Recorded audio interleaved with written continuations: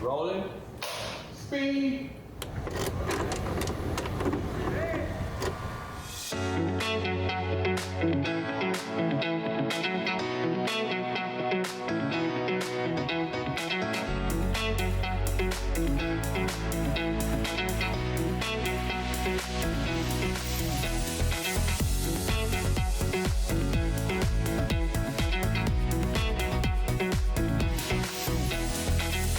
Picture it. The year was 1986. President Reagan was in his second term in office. Gas, it was less than $1 a gallon. The New York Mets won their second World Series. And 1986 was also the year of the Chernobyl nuclear disaster. In popular culture, the Olsen twins were born in 1986. The first Top Gun movie was on its way to winning the top box office ranking of the year. Madonna's Papa Don't Preach All right, Kevin. reached #1 on the pop charts, and the Oprah Winfrey Show made its national debut. And here in Volusia County, some 36 years ago, another kind of debut was taking place. The first episode of this very program, Volusia County Government's long-running public affairs show, Volusia Magazine, aired in 1986. It was the beginning of a TV discourse that helped to promote awareness of the county's programs and services, the way government functions, and the people who make it all happen. Thank you for tuning in today. This is a very special episode of Volusia Magazine, a retrospective. Really, it's the end of an era. Hello, I'm Tammy King. And I'm Kevin Captain. Tammy and I are excited to bring you today's program as a tribute to all of the people who have played a role in beaming Volusia Magazine into your TV sets for the last 36 years. As this show and its news and information features get ready to transition away from the original TV format, we thought it would be fun to take a look back at that inaugural Volusia Magazine show in July of 1986. While doing that, we also caught up with a couple of the previous hosts to hear their recollection of the show over the years. Let's take a look. Paired up with Betty Vernon, Tom Huser served as one of the 2 original co-hosts for Volusia Magazine. First and foremost, Tom recalls the show being educational, and not just for the viewers. Even though he was a county employee, he said he wasn't aware of all the county's programs and just how much they did to serve the public. So he learned, right along with the audience. It was educational for me because I learned a lot. There were just a lot of things that I didn't know that existed here in the county, of very, very interesting things. Back in the early days co-hosting the show, there wasn't a lot of time for rehearsal. You were handed a script, and then just a few minutes later, the camera started rolling. We were given a script, and we both had an opportunity to read the script and kind of interact, real quick before the show started.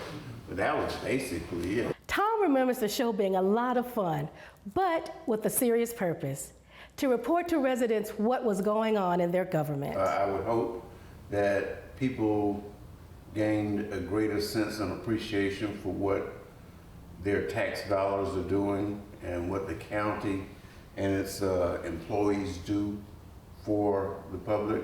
I really hope that it was informative for those, as informative as it was for me. Back in July of 1986, that first installment of Volusia Magazine included features on the Sheriff's K-9 Division, the airport, mosquito control, and fire volunteers. Now, Tom hadn't seen that first show in more than 30 years, until he sat down with us for a nostalgic look back at the inaugural episode. Wow, look at that, look at that. I got a waistline. While he enjoyed the experience, Tom was never really sure how he was chosen to be one of the show's first co-hosts. I don't know how it happened. I just remember getting a call and asking if I would be interested. I talked to Dave about it, and he said, he was introducing the idea and said, would I be interested in hosting the show? Sure. So, that's pretty much how it happened. So someone else wrote the scripts for you? Yes. Okay. Yes. You came in and read them? Mm-hmm. Did you have a teleprompter? No. No teleprompter. Did they have them back then? For those who want to take a look at that history-making first episode, it's posted online on the County of Volusia's YouTube channel. Mr. Huger, thank you so much for being a part of this last show for Volusia Magazine. Thank you for everything you and Betty did to get the show off the ground, and it certainly has been a beautiful show for all those many years for our residents. Well, I thank you for the opportunity to come back and relive history. This has been great. Another former co-host, Donna Butler, fondly remembers her approximately 5 years of reading the news and introducing the segments of the show. I love the program because not only did it showcase our county, government, but it showcased things going on in our community within Volusia County. But nobody else was doing it. And I think that's one of the reasons why it got so many rave reviews from the community. Back when she was associated with Volusia Magazine, Donna describes the competitive process that resulted in her being selected as the show's new host. There were 3 or 4 of us at that time, and they made us compete. And we all had to come in and read a script and on the teleprompter, and then from there they decided which one of us was going to get it. And I guess I was the lucky one. The value and importance, particularly in the days before the internet, of how Volusia Magazine opened the doors of county government. Well, it can't be overstated. As Donna puts it, and I always feel like an informed citizen is a better citizen. So what's the legacy of Volusia Magazine? It's an honest, open story about what county government is really about. And it's really cool. We do amazing things here at Volusia County, and I don't think people realize how much we do.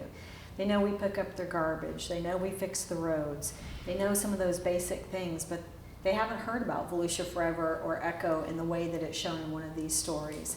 They haven't heard about some of these grant programs and the benefit that it really makes in the folks' lives in our community. They learn a little bit more about Votrient. They learn about so much, and that's the legacy. When we come back, we'll be taking a look in the rearview mirror. I had the opportunity to do some stories that I would have never been able to do if it weren't for Volusia Magazine, like flying on a trapeze. Subscribe to the Volusia County YouTube channel. Let's go! There are so many great places to explore. And things to learn. We have countless features showcasing history, nature, wildlife, and recreation. Subscribe and hit the bell icon. Go ahead, subscribe. But that's not it. There's more. Subscribe and hit the bell icon and fully explore. Score! If you talk to the people, both in front and behind the camera, who have helped produce Volusia Magazine, they'll tell you that it's been fun, it's been challenging, it's been rewarding, a real labor of love. We talked to a few of those people responsible for the show, and here's what they had to say. To tell those stories on Volusia Magazine using video and people and actually seeing in the field where they were was ahead of its time. It was more like a documentary style of production, where we would go out and shoot 5-minute packages during the month, and we would have probably 4 packages all shot on location. And it was really the style of production that I like. You can't talk about the history of Volusia Magazine without mentioning the name Bob Wince. Bob was there from the very beginning, serving as the show's first producer and director. Back then, it was a one-person operation putting the program together. There were some cynics at first, but Bob wasn't one of them. I had some previous experience doing this. I felt confident that I could pull it off. It was sort of like a straightforward storytelling session.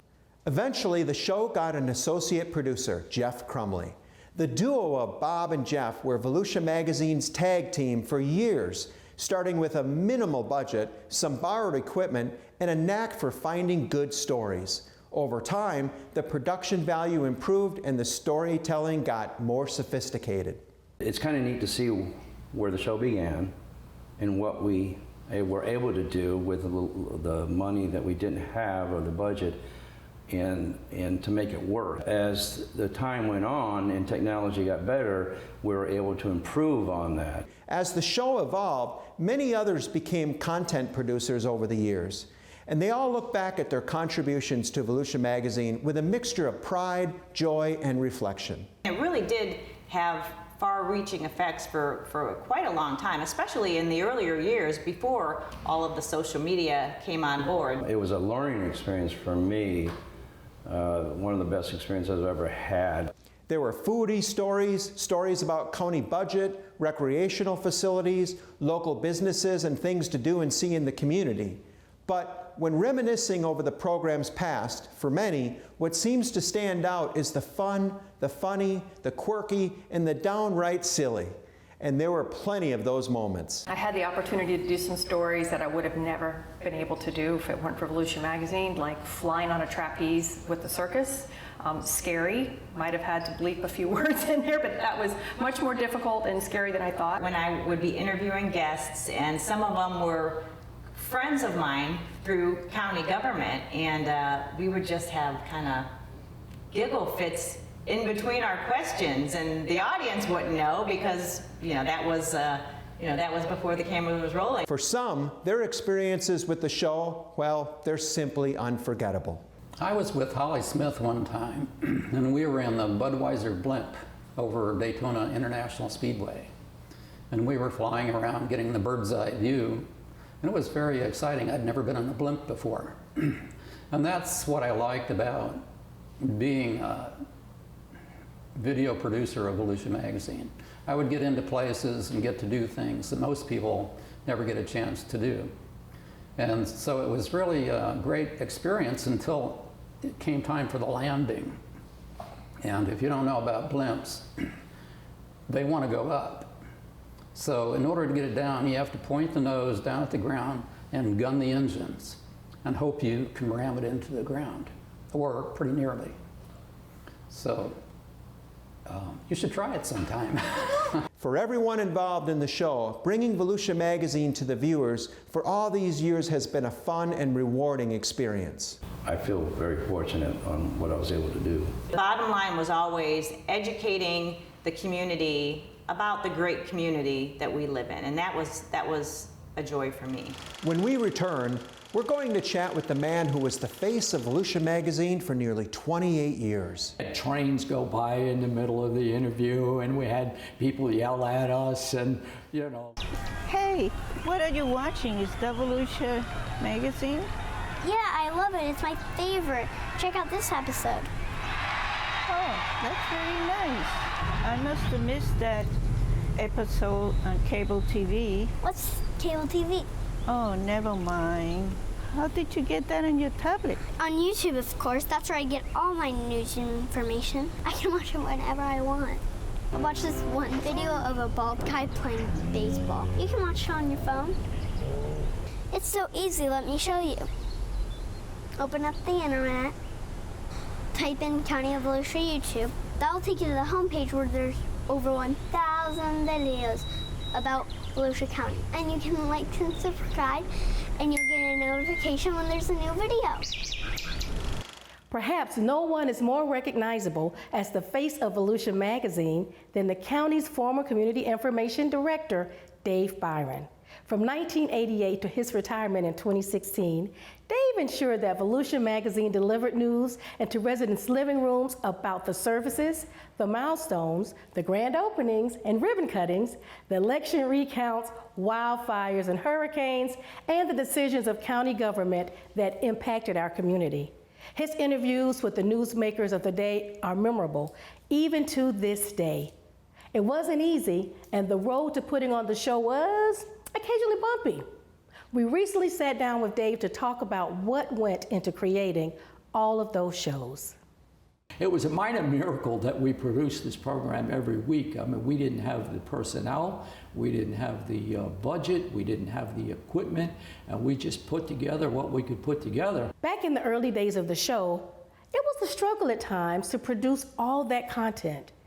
But they knew that with the launch of Volusia Magazine, they were onto something important that would tell and document county government in a new, fresh, and entertaining way. In fact, in many respects, Volusia Magazine was a trailblazer. A lot of counties and cities had public television operations, but none of them were doing a weekly program. And so we started it, and it kind of evolved over time. And the thought behind the program was, you know, the citizens of Volusia County deserve to know what county government is up to, where their tax dollars go. And really, I think that if a citizen had watched the program week over week, they really could have pretty much kept up with what the county and the county council were up to. When the show first started out, it was produced on a shoestring budget, and the sets, well, they were rather primitive, even for the day. Some of the furnishings, they weren't exactly stolen, but the staff, they did have to get creative. So I show up for an interview one day in the studio, I say studio, at Volusia Magazine, and I see a couple of chairs set up in the set. And I said to one of the staff people, I said, where'd you get those chairs? He said, well, I kind of took them from the county council room. I said, you took their conference chairs? He said, they'll never know. He said, they had too many of them in there anyways. And I said, that's kind of like stealing. He said, no, it's not. It's reallocation of county resources. So that, I mean, seriously, that's how limited our budget was. I mean, we really scraped together pieces and parts to put the program together. As it turns out, that staffer who said they never noticed the missing chairs, well, he was wrong.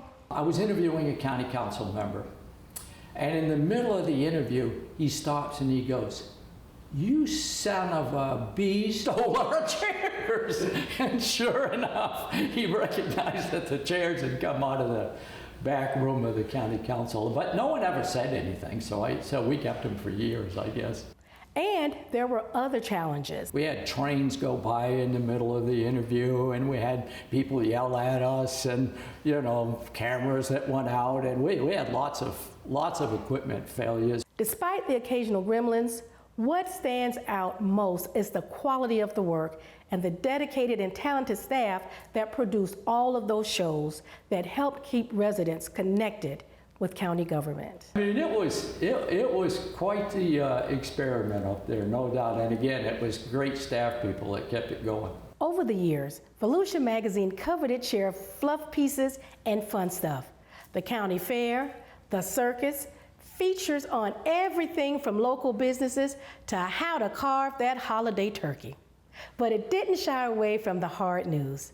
As Dave reminisced about some of the high-profile stories that Volusia Magazine chronicled, his mind quickly went to the infamous Bush-Gore 2000 election recount.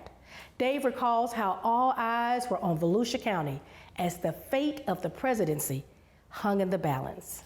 Yes, there were some glitches in Volusia County and across the state of Florida, but they were very, in the scheme of things, they were very minor and very easy to explain. But because of the closeness of the race between Bush and Gore, everything was totally magnified. Former County Councilwoman Pat Northey, who was on the council in 2000 and served on the county's canvassing board, picks up the story. One of the most effective programs that Volusia Magazine did in my history was covering the 2000 election. That was 10 days of very intense production for them, and for those of us who were on the canvassing board, it was a very intense 10 days of counting ballots. And the fact that we proved our ballots and the fact that we went on and became one of the few counties that was able to really produce a corrected ballot for that 2000 election was pretty remarkable. And Volusia Magazine captured every element. Volusia Magazine has been a big part of Volusia County's history, and Dave Byron had a front row seat for nearly 3 decades. So, you know, I don't know. We did have a lot of fun, and I felt like we were doing a good thing for the public. Coming up, Volusia Magazine and the public. I've had to adapt to new technology. I consume news in shorter spots, shorter pieces. Subscribe to the Volusia County YouTube channel. Let's go! There are so many great places to explore. And things to learn. We have countless features showcasing history, nature, wildlife, and recreation. Subscribe subscribe, and hit the bell icon. Go ahead, subscribe. But that's not it. There's more. Subscribe and hit the bell icon and fully explore. Score! When Volusia County first launched its own television show, it was a bold and innovative move, and no one was quite sure how it would turn out. The idea was to help create an informed and engaged community and promote public awareness and understanding about the services and inner workings of county government. But would it work? That was the million-dollar question. Next, two former county council members, Frank Bruno and Pat Northey, reflect on the impact and the legacy of Volusia Magazine. Volusia Magazine did a fabulous job of getting that information out into the public in an understandable way, in a way that the public could consume it and take it in and make it sure and understand how it related to them. It's been a great program. It's been very important, I think, to the citizens of Volusia County. As former longtime county council members, Pat Northey and Frank Bruno have a somewhat unique perspective on the impact that Volusia Magazine has had on the community. And both say that by being informational and not political, the show helped promote public awareness about county government's role in all of the wonderful things to see and do in Volusia County. In essence, the show has and continues to be a video time capsule. In a nutshell, it's history. It's really documenting all the quality of life projects. It's all the accomplishments that our government has set forward to make it a better place for Volusia County residents to live, work, and play.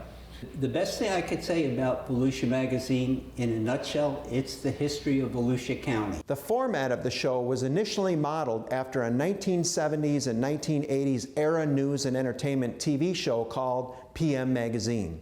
Frank Bruno was on the county council back in 1986 when the idea for Volusia Magazine was first hatched. And he admits there were some doubters. At that particular time, we weren't sure how it was going to work out. The show, however, quickly won over the skeptics. It went on to bring news of ribbon cuttings, park dedications, new courthouses and administration center, trails, roads, and environmental projects, and expansion of county facilities like the Ocean Center and the Daytona Beach International Airport. In the early days, there was a segment called From the County Council Floor that reported on council actions. The show also covered the fun, the offbeat, and the quirky.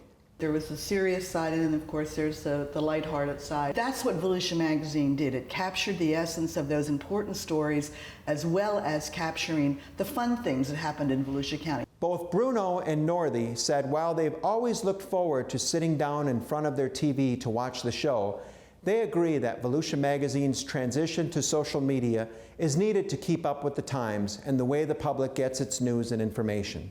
Well, I really do believe that the transition from being on TV and going to social media is so important today because that's the direction everything is going in. Tastes are changing. I'm an old woman now, but I've had to adapt to new technology. I consume news in shorter spots, shorter pieces. I consume news in different ways. My two sons are always on me about, Mom, YouTube. That's the format. You have to learn how to use YouTube, how to go onto YouTube, and streaming services. So if I can do it, anybody can do it. And I am congratulating Volusia Magazine for taking that next big step because it's going to take it through the 21st century. So that's our retrospective, our stroll down memory lane. Kevin, what in the world are you doing in there? Oh, hi, Tammy. I didn't even see you. For this last show, I just wanted to experience Volusia Magazine the way they did back in the original days of the show, the 80s, before the internet, back in the days of tube TVs, the Nintendo Game Boy, the Sony Walkman, hairbands, floppy disks, and VCRs. You know, to make it a totally immersive viewing experience. Now, Kevin, that's some shiggity, because I need you. I need you, Kevin. The viewers need you, Kevin. Okay. I need you to come back to the present now. I get it, Tammy. Change can be scary, but change is also necessary to help keep up with the times. The good news is that While Volusia Magazine's TV show format is going away, the fun, entertaining, and informative video news stories that our viewers have come to enjoy, they're not going away. While the nearly 40-year partnership between the county and WDSC TV in broadcasting Volusia Magazine has served a wonderful purpose, the times are clearly changing. With more and more people cutting the proverbial cable cord and consuming news and information through social media platforms like YouTube and Facebook, it just makes sense for Volusia County's communications platforms to also migrate to social media. That way we can deliver more of our stories to cyberspace where the viewers already reside, instead of making them continue to come to us on their TV dial. The goal of the change is to continue finding better ways to provide information to the public using the most effective, efficient, and entertaining methods available. One of the most noticeable changes is that our video stories will become shorter in length and more whimsical in keeping with the social media format. And they'll reside on the county's YouTube channel, where viewers can watch them anytime, day or night, at home on their computer, or from the convenience of their phone or tablet. These changes will also enable us to be more timely in delivering the news to our residents where and when it happens. To reflect the immediacy and relevancy of the video stories, the Volusia Magazine name will be going away. In its place, we will be using the Volusia Today name as the umbrella for all of our video and radio news productions, because that's what it's all about. What's happening in Volusia County today and every day. Wow, Kevin, that is some exciting news. Although the sun is setting on Volusia Magazine, a new day is rising with Volusia Today. The future really is here and now, and I'm thrilled that we're going to continue to be a part of keeping our residents informed about what's going on in the county. With that, it's time to close the show and embark on our next chapter. So for one last time, for Volusia Magazine, I'm Tom Huger. I'm Donna DeMar. I'm Amanda Sullivan. I'm Ed Strum. I'm Pam Tanya. I'm Sharon Gamble. I'm Joe Swords. I'm Karen Stodeman. I'm Lisa Hamilton. I'm Patrick Zay. I'm Dr. Holly Smith. I'm Pat Kewen. I'm Amber Osmond. I'm Gary Davidson. I'm Lisa. I'm Trey. I'm Heather. I'm Debbie. I'm Tracy. I'm Stephanie Strong. I'm Betty Vernon. And I'm Tammy King. And I'm Kevin Captain. We'll see you on social media. And remember, Kevin, have a fabulous day on purpose.